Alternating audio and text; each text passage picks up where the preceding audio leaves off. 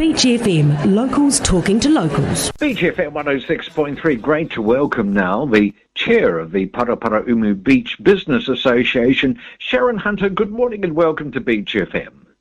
Good morning, John. Lovely. How are you? I'm okay, thank you, and I do hope you're well and happy.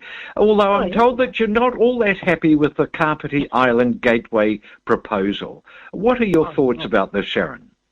Oh, I have many, John, actually. But predominantly around the process. The whole process has been handled poorly, in my opinion. No doubt lots of your listeners may have seen the Facebook posts and people's comments here and there, but predominantly I'm going to talk about the business community itself. We've been, I suppose, speaking with KCDC for many years, you know, during the management plan and the development plan, and if there was potentially any buildings to be put in the park, where they could potentially go.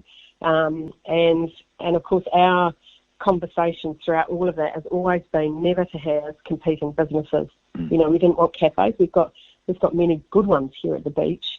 And anything that would be a competing business was not to be in the whatever the building was going to be. And we got hold of the resource consent not so long ago and found all the way through it that KCDC staff have stipulated there's food and beverage on site and 2 black containers. And when I asked KCDC how that got in there, it was by error. The error was quite big because it's on, 11 pages. They've used the words things like kiosk, food and beverage. It's throughout it. And so what's your current understanding, Sharon? Did you have some kind of indication from KCDC that there would not be competing businesses in the Gateway proposal? So when it appeared in the resource consent that this was a possibility, you were then told it was an error. So what's your current understanding of whether there will be competing businesses or not? Well, I have asked KCDC to remove all reference to food and beverage, kiosk, retail. It needs to be removed, and I haven't heard back. But I do believe they need to have it in there to make the business case stand up. The Gateway cannot pay for itself. The ratepayers will be paying for it for many years to come. And they need commercial operations in there to obviously recoup rent. The business case that was presented to the council meeting definitely didn't stack up. They've obviously, KCDC have put one into the PGF to get funding, but of course we can't see what that business case is because it's top secret once it goes into PGF. But it won't stack up without the commercial operations in there. But it just goes back to the process, John. They didn't come out to the community and ask what they wanted. You know, they did. The process has been flawed from the very beginning, and using COVID as an excuse, COVID and the application to PGF is the excuse to, for the need to be really quick in the application.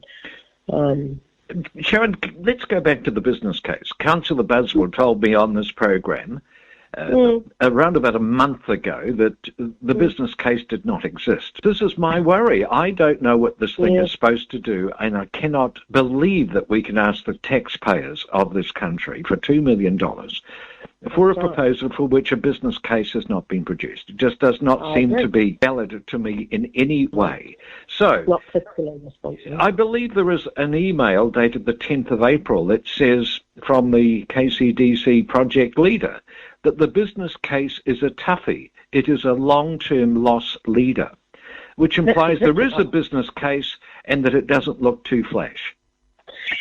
It doesn't look too flash at all, the long-term loss leader. And they can't make it stack up. The business case wasn't really a business case at the council in the report that went to the council meeting. How do you? So if you or I had a business proposition for somebody, we would have to put a business case together, and it would be fiscally irresponsible if we didn't.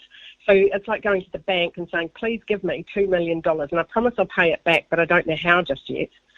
But then what I'm going to do is I'm going to go to my mum and dad, and I'm going to ask them to actually pay it back.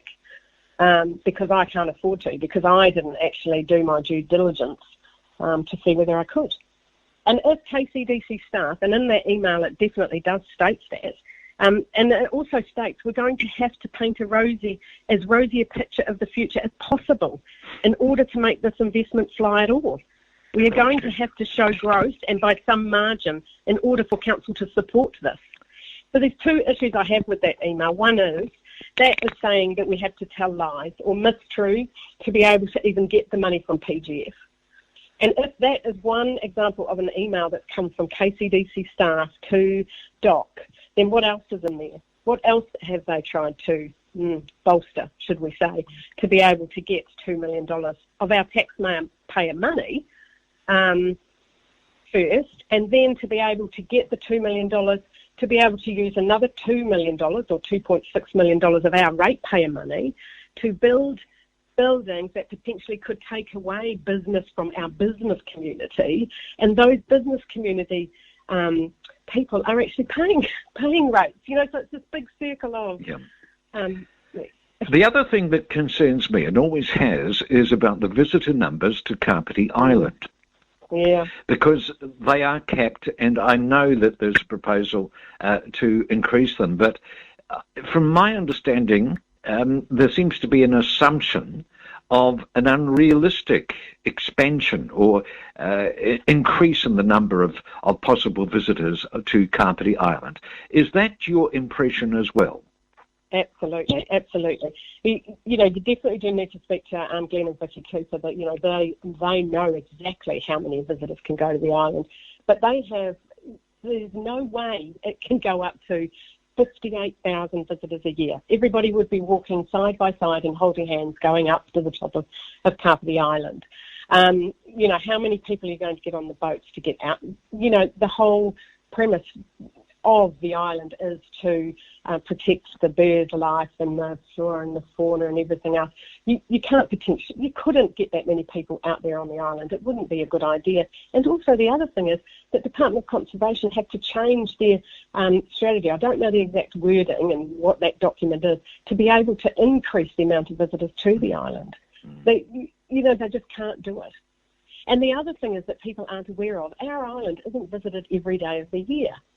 You know, we can, you know, the operators can only operate their boats, obviously, if it's weather dependent. Sure. And in the winter especially, they're closed for 3 months. You know, they don't take people to the island. And they're only, you know, there are other months of the year. I think it's 3 months of the year they're pretty much open 7 days a week. That's summertime. And then the other times of the year, it's only open probably weekends and things. And some people have suggested, well, they need to work harder and longer. Councillors have told them things like this, that they need to go out in winter. But if you think about Kapiti Island and how the sun is so low, there is no sun on this side of Kapiti Island if you're over there. So come about 1 o'clock, you'll freeze, you know. Yeah. So it doesn't make sense to take people out there and put them at risk and put people at risk in the boat. And then also, how are you going to take school children over there for visits when it's freezing as well? And the other thing is, it's not up to KCDC to decide how that island should operate. It's up to the Department of Conservation and the concessionaires. KCDC being involved in the biosecurity area, nowhere else in the country apparently, just the council look after the biosecurity. It's up to the concessionaires. So that's a really good conversation to have. And, you know, if you want to find out more, then definitely talk to Glenn and Vicky Cooper. They'd be happy to talk to you about that, and visitor numbers especially, and how and when the boat can go. And, you know, and where they see the growth as well. Of course, you can have growth coming off this side, you know, off the mainland. You know, people can maybe do kayaking and, you know, jet skis and stuff like that. But as far as the visitors going to the island, they can't get it up to those numbers. It's just not possible. Not possible. And also, if they talk about building that building and upping the price of the tickets, there is no way people will be going out there. Well, we found that out, didn't we? Doc put the ticket price up and the numbers fell. So there's obviously a certain law of economics that applies here. One final question, Sharon. I believe there's an advisory group which has been set up to advise in this process. You laugh, so I hear you laughing. Are you a member of that group? I am a member of that group, and that advisory group was set up by KCDC, and that included people like the Boating Club, the Chamber, Akida, Dan and Vicky, owners of EcoTour, and John. So it was a really good kind of mix of people, and that advisory group was set up to be included in the consultation and to begin consultation to take it out to the community wider. So we had one meeting on the 16th of March where all we agreed was, yep, sure.